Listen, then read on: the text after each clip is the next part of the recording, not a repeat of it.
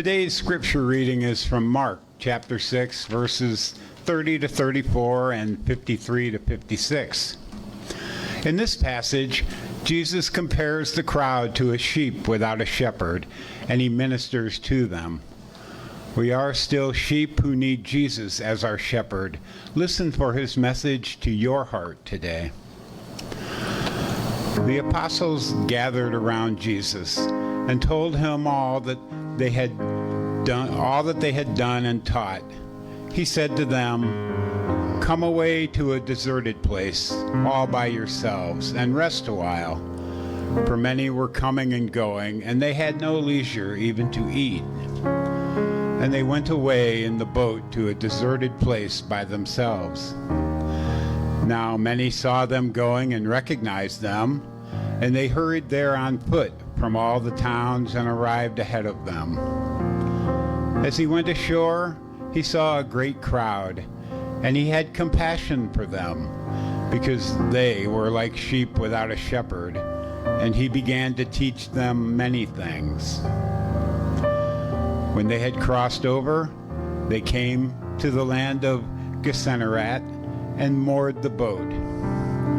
Then they got out of the boat. People at once recognized him and rushed about the whole region and began to bring the sick on mats to wherever they heard he was. And wherever he went, into villages or cities or farms, they laid the sick in the marketplaces and begged him that they might touch even the fringe of his coat, and all who touched it were healed. God is still speaking to us today.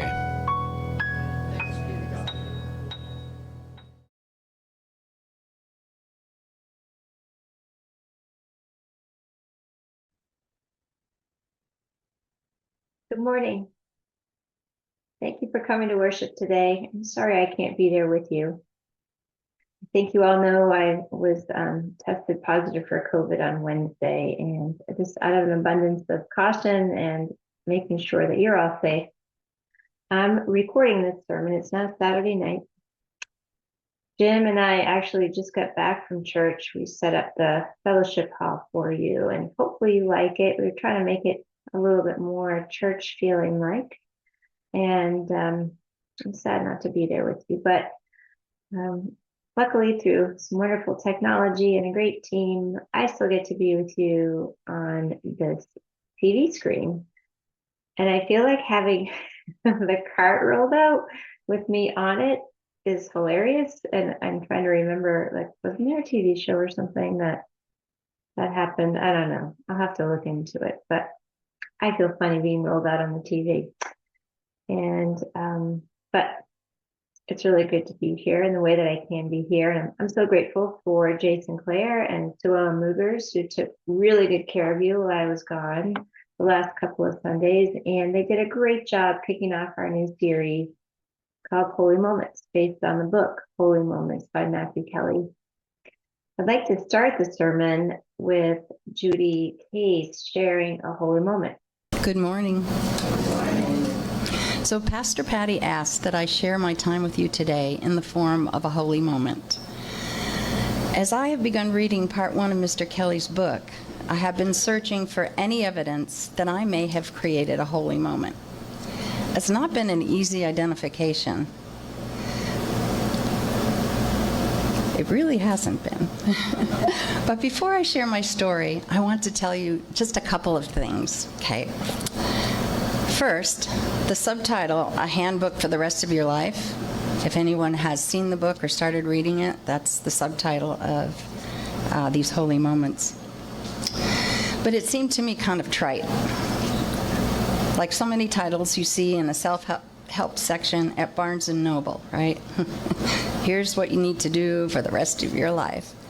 And that phrase that popped into my mind when I read that was, be present in the moment, right? Life is really very complicated and very busy. It's hard to be present, fully present in any moment. The second phrase is a new one that we have coined in the pantry, and it happens every week to many of us. We rush around, moving food, stocking shelves, packing online orders, helping others with tasks.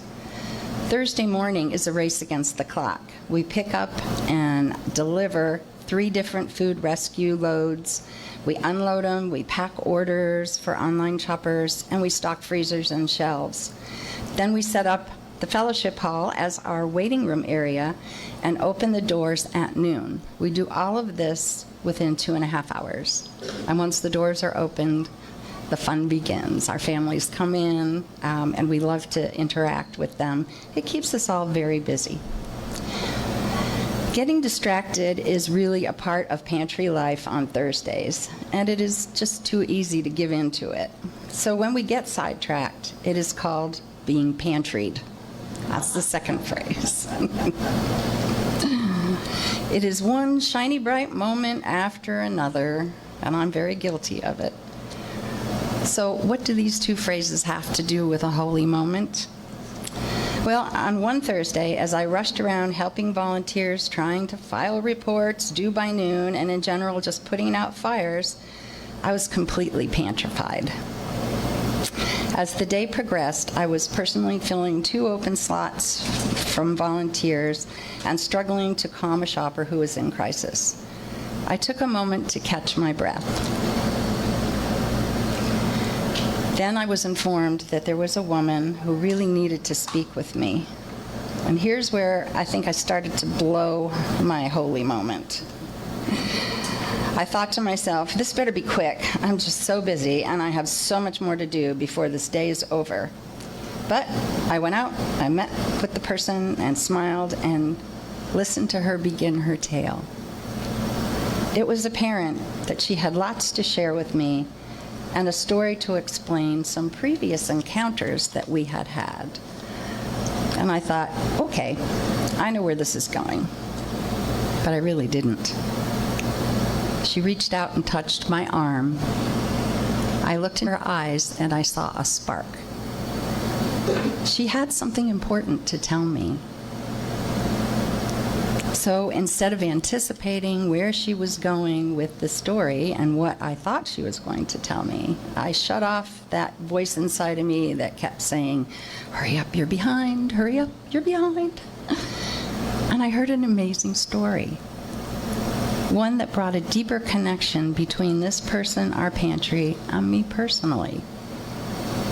It also brought the potential for new community connections and other volunteer organizations, and potential to further help our families that struggle with social distress and isolation. We will be following up with each other, as she is also interested in helping our pantry with outreach to our community supporters. So, as I was searching for my holy moment to share with you, I recalled this interaction, but I wondered, whose holy moment was it? Was it hers, or was it mine? I did stop and take the time to listen, even though I was pantried, and she was so excited to have my attention and accept what she was offering. Did I give her a holy moment? Or did she come into the pantry just when I needed one? I think I'm going to continue to pray about this one holy moment, and try to be more present in the moment and awake to more opportunities. Thank you.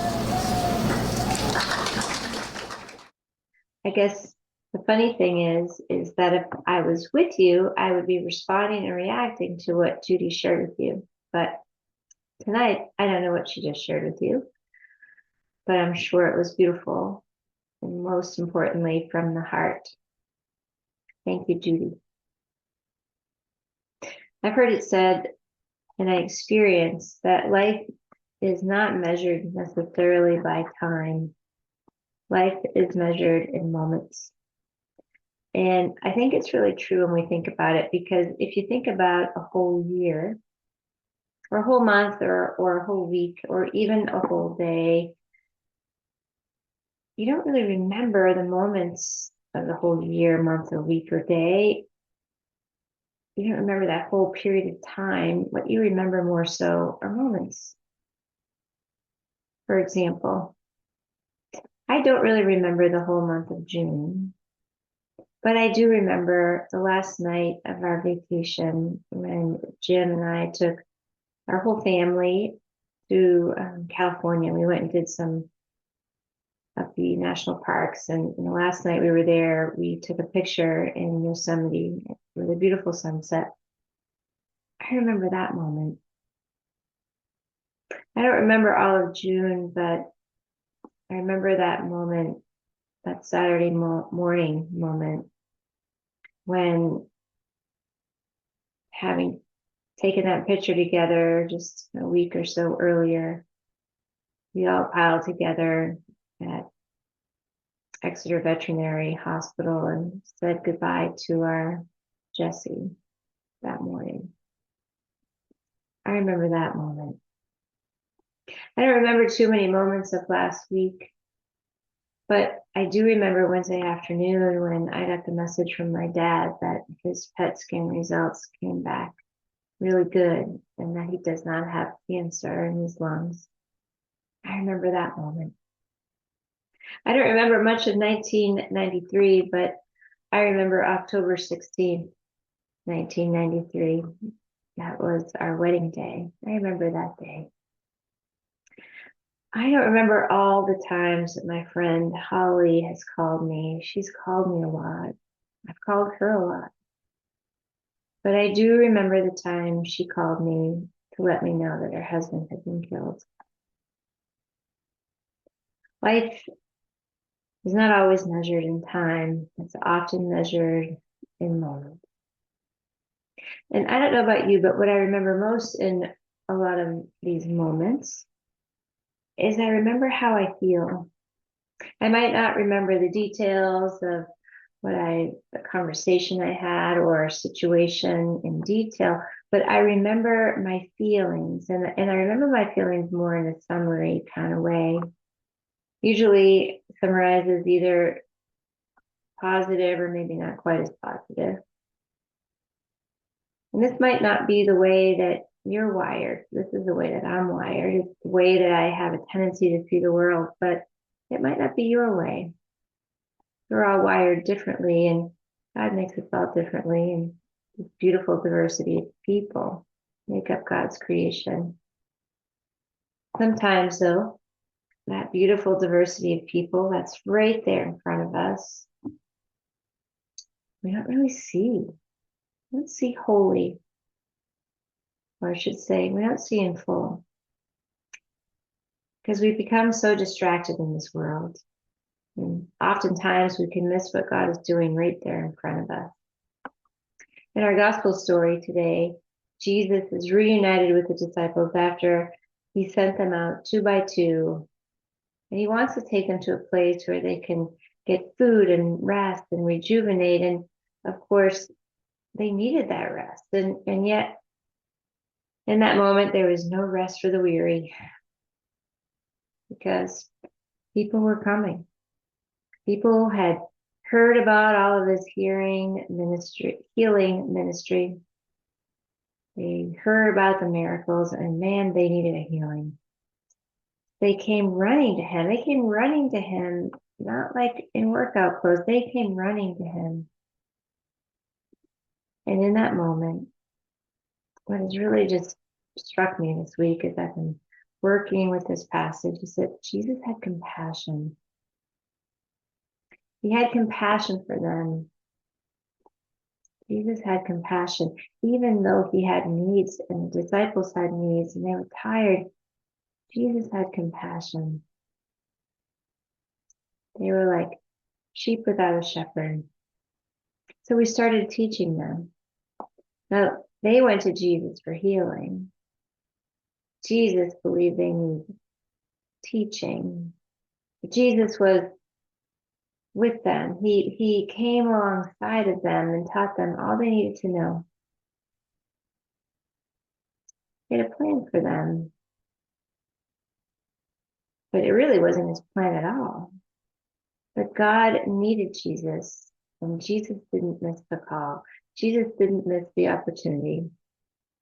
Now, the story doesn't tell us what the disciples felt in that moment. And the fact that the disciples were fully human and didn't have that divine aspect to them as Jesus did, I'm sure they were feeling fully tired and fully hungry and probably really ready to not be ministering in that moment.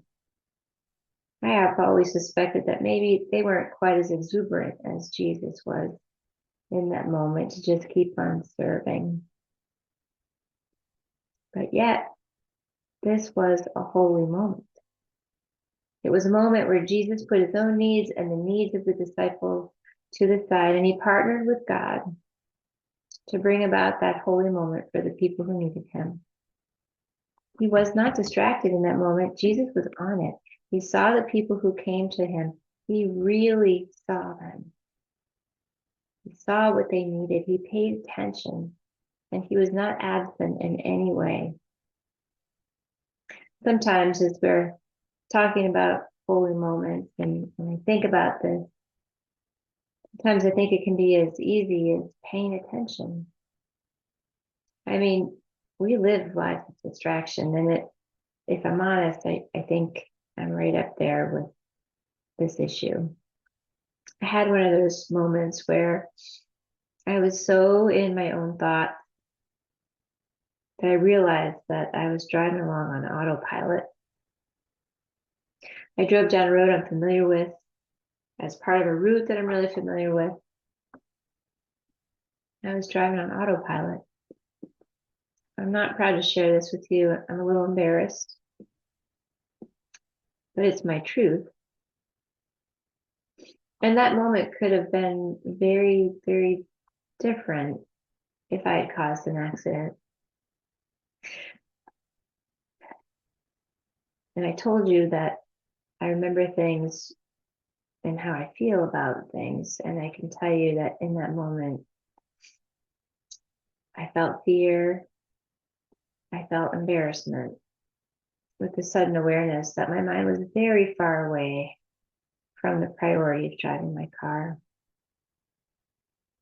I think this is the kind of distraction that we most talk about, that distraction related to driving. We talk about distracted driving all the time. But I believe that distraction has an even further reach than just with driving. I think that oftentimes being mentally absent is something that we all struggle with to some degree.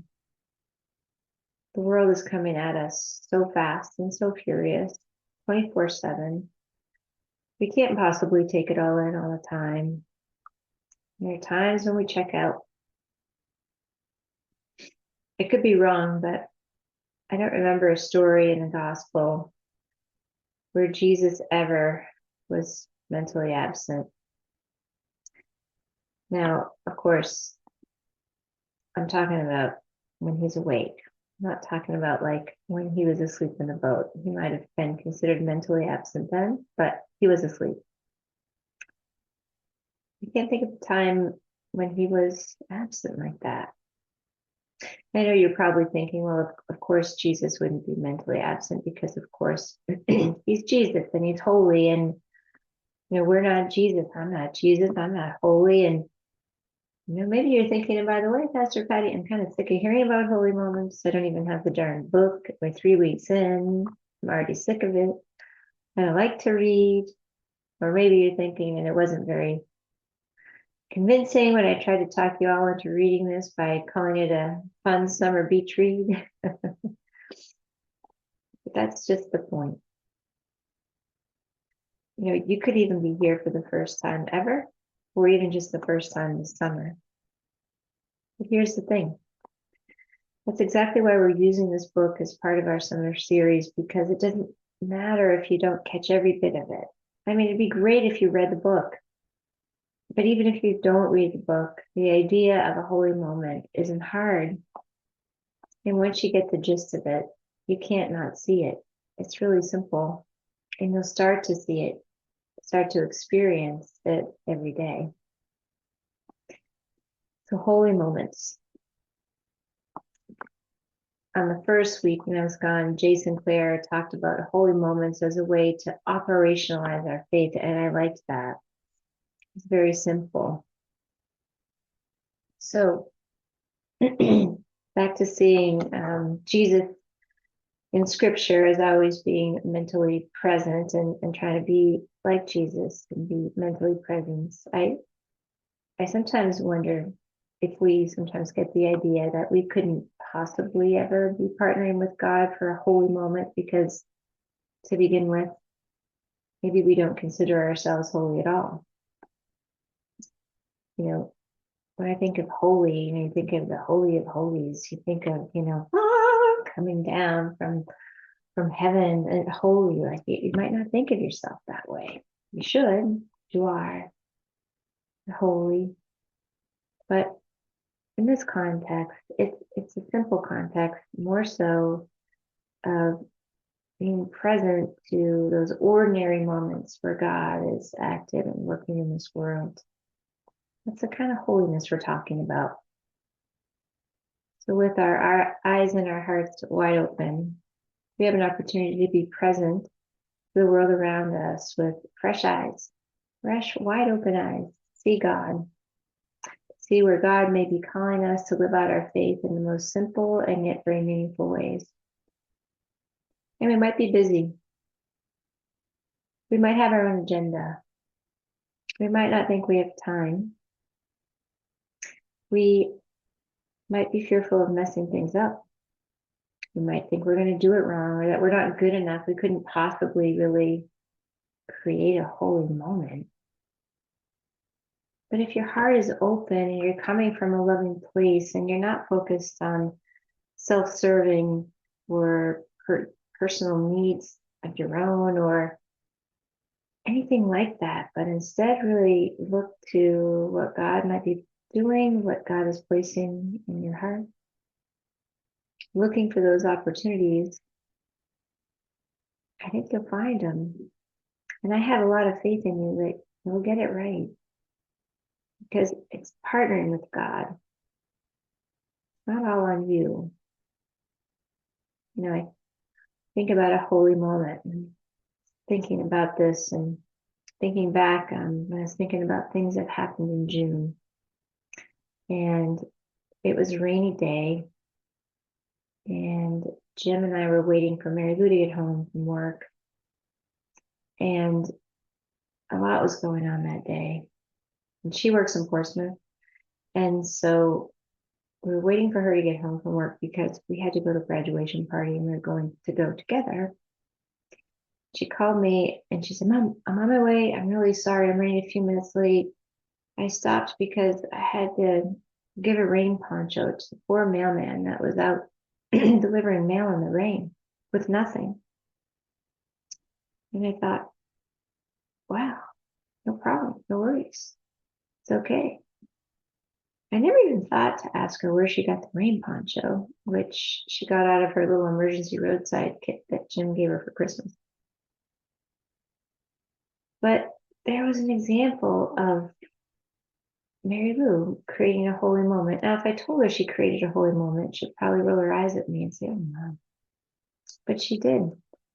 It was pouring down rain. She was already late. She knew we were waiting for her, but she stopped because she saw a guy getting drenched in the rain, and she remembered she had a rain poncho. So proud of her. So very proud. But even in that moment, she could see beyond herself. I bet you have lots of moments like that too. I hope this week you'll join me and you'll be brave. Move past anything that gets in your way. If you're afraid or if you're thinking that you're not good enough or confident enough to create a holy moment, or if you're maybe a little too distracted or too busy, all of it. I hope that you'll be brave and find a way to look for God and collaborate with God to create a holy moment. Not a whole holy day, not even a holy hour, just one holy moment. And if you do, I would really love to hear about it. Thank you. May it be so, my friends. May it be so. God bless you.